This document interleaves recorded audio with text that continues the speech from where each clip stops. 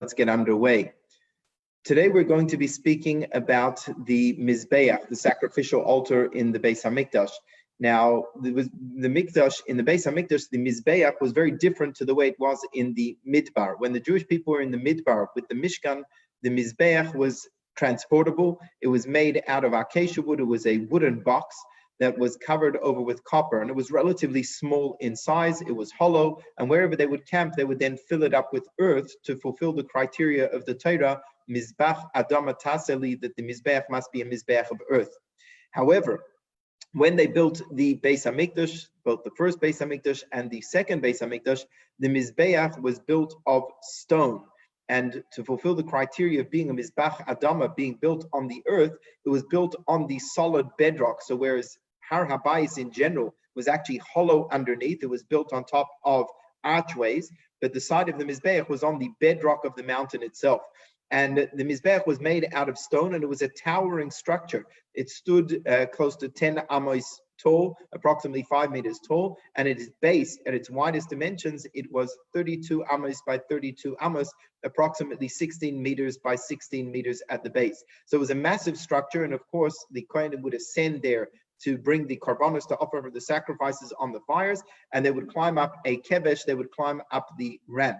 So what we're going to do today is we're going to look at the design of the Mizbeach itself based on the teachings of the Rambam, the measurements that he gives, and then we're going to apply this to a practical lesson as well. So I'm going to bring up some slides on the screen. Feel free to have a look.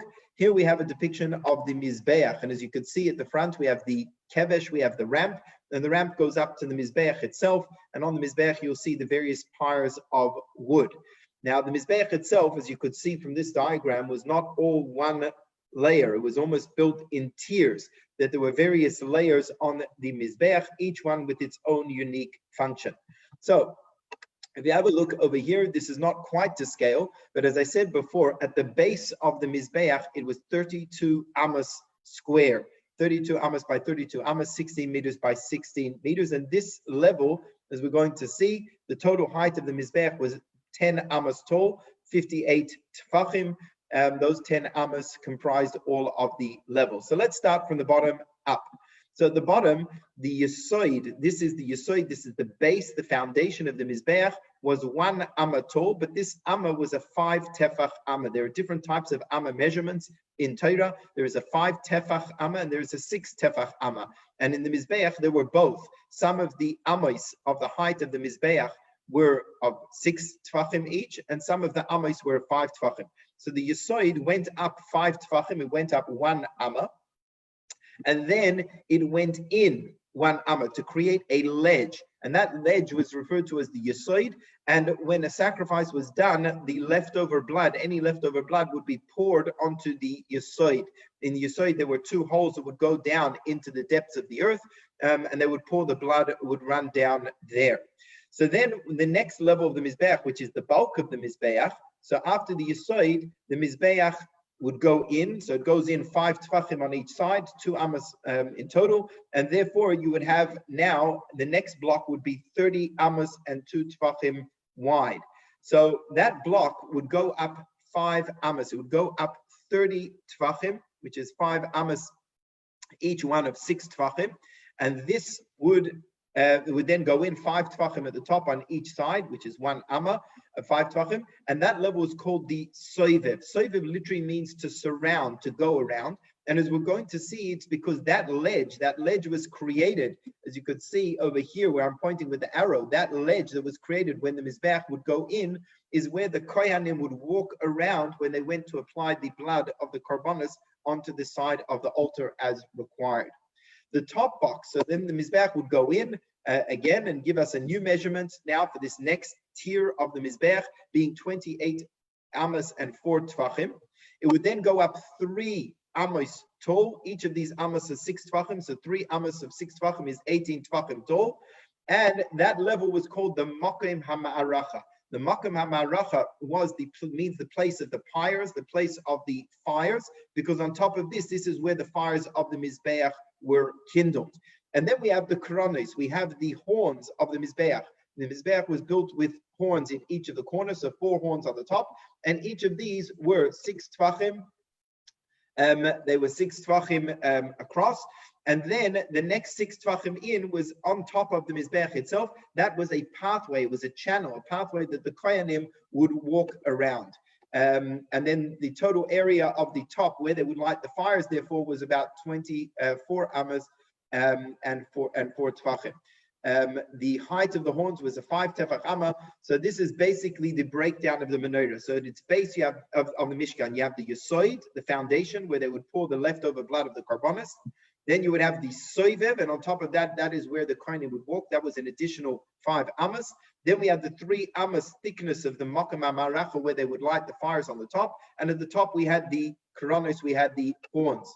So at the halfway point of the Mizbeach, they would place, there was painted a red line. The entire Mizbeach was painted in a white type of lime coating. And there was a red line at the halfway point because certain karbonos, certain sacrifices, the bloods had to be placed above the line, above the midway point of the Mizbeach, and some of them had to be placed below. And therefore, a red line was painted to demark.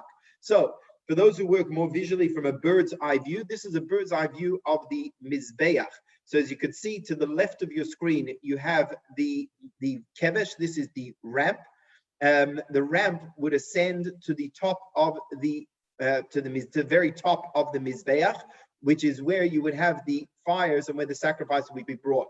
Now, if you look down the bottom, this box, this L shape, which goes around the sides, that is the Yesoid, that is the base of the Mizbeach. It was 1 amma tall, and that is the base. You could see the 2 holes over here where they would pour the leftover blood down into the earth.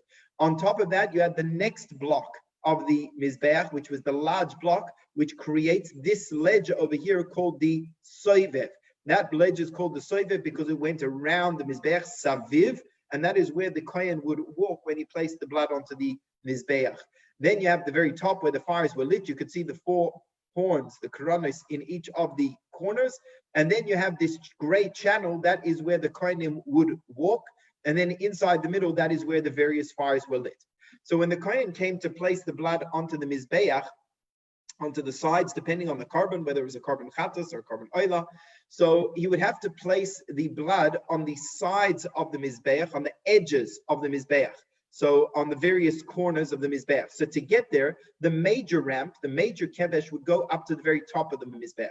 That would be used when the Kohanim needed to place parts of the carbon, parts of the sacrifice onto the fires. But for the placing of the blood, which had to be done on the edges of the Mizbeach itself, there were minor ramps. And the Kohen would ascend from the minor ramp to the east. He would climb up the minor ramp, which would lead to the Soivev. Once the Kohen reached the Soivev, he would walk around, do a circuit of the Mizbeach, placing the blood in its various places, depending on the type of carbon that was being offered. And then he would descend by another minor ramp, which was to the west of the Mizbeach.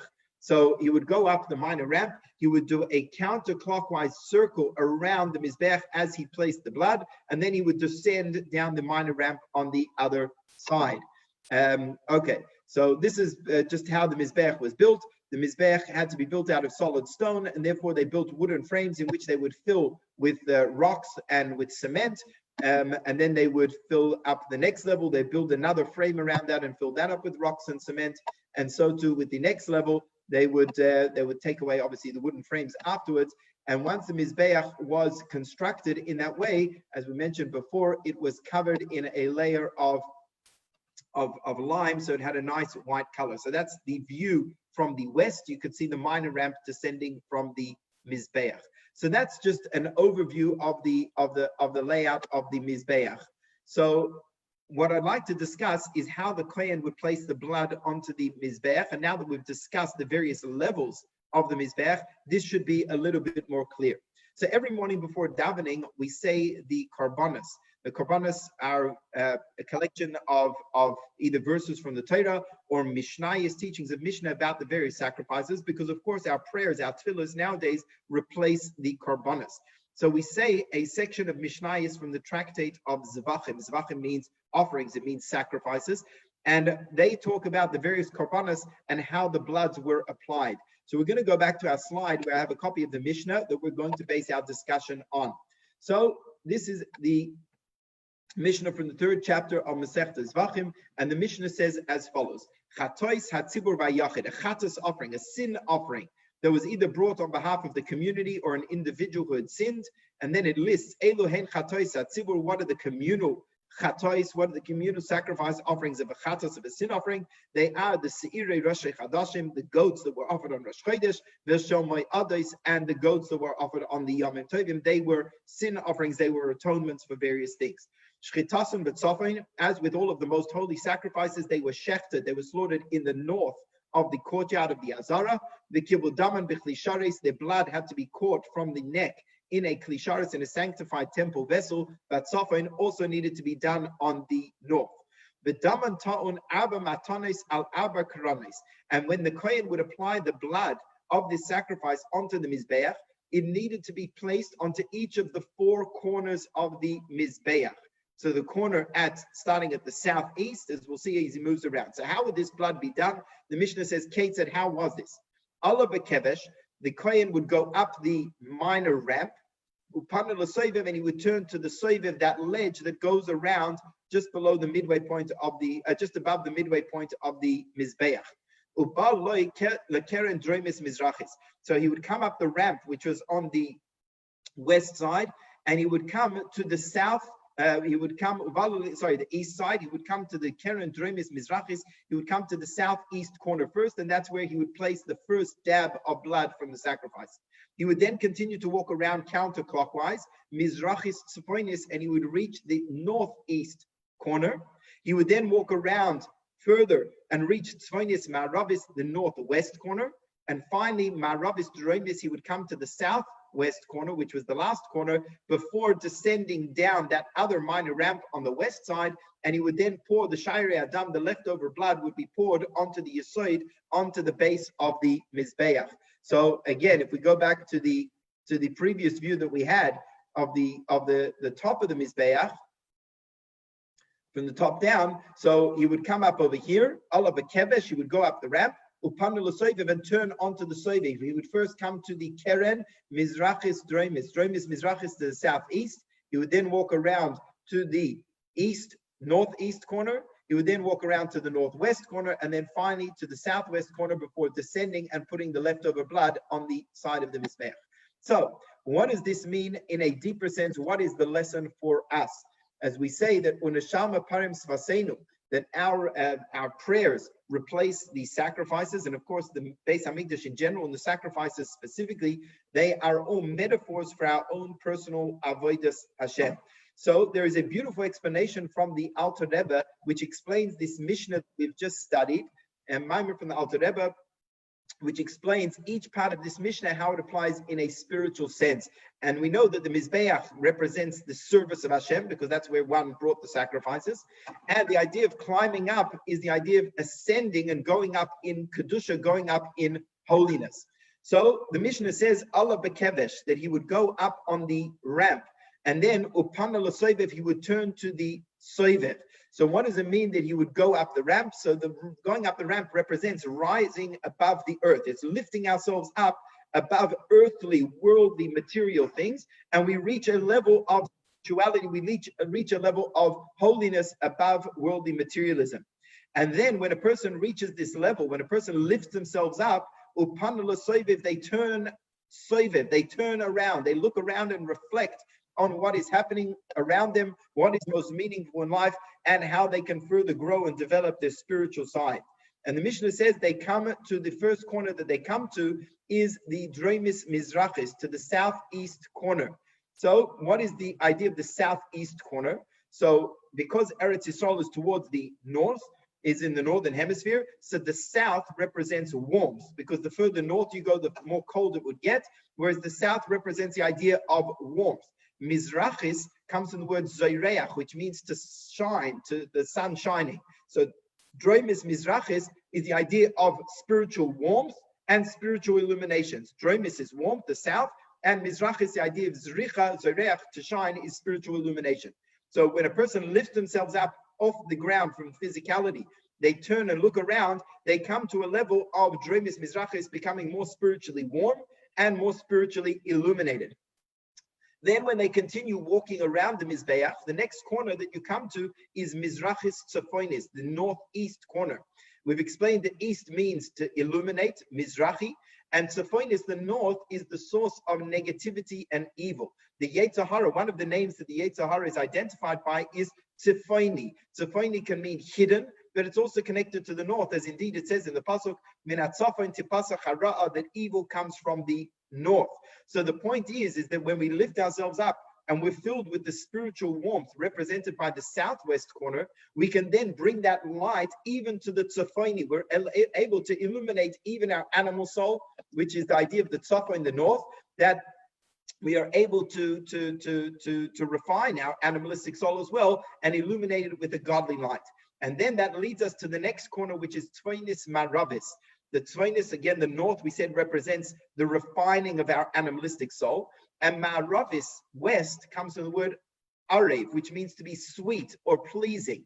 Because when we refine our animalistic self, when we refine our animalistic soul, then this generates a great spiritual sweetness and pleasure for Hashem above. And then finally, we come to that last corner, which is the southwest corner, which Ma'aravis being the idea of Tainug, being the idea of pleasantness and pleasingness, and the idea of the west and the idea of the south being the idea of north and passion. And then we can come back down the soiva, back down the ramp, having climbed up and reached this level of inspiration, of warmth and illumination, and even illuminating our animalistic side, then we can go back down the ramp, back down into the world, back down into our worldly reality, and then we can engage with it on a much higher level with that spiritual illumination and warmth. And that is the idea of davening every single day. We daven at the start of the day because we want to lift ourselves up out of our physical experience. And then we develop our spiritual warmth and passion. We develop our illumination. We work on trying to refine our animalistic side. And then after davening, we can go out into the world. We can go back into the materialism at the bottom of the ramp and conquer the world and make the entire world, the physicality of the world, as part of the Dir B'Tachtonim, the dwelling place for Hashem in the world, part of the macro Mishkan. So that's just an insight into the Mizbeach and an interpretation of the Alter Rebbe on the Mishna that we say every day is part of our Korbanos. Hopefully we'll be able to apply that in our own Avodah, and very soon, Be'ezras Hashem, with the coming of Moshiach, we will see the Beis HaMikdash with the Mizbeach, and to be able to see the Kohenim Ba'avoidasam, the Kohenim doing their Avodah once more. Thank you for joining us for today's shir. Please join us again for our next year, continuing on tomorrow. Have a wonderful day. Thank you very much. Thank you, Rabbi. Thank you. Have a good day. Thank you.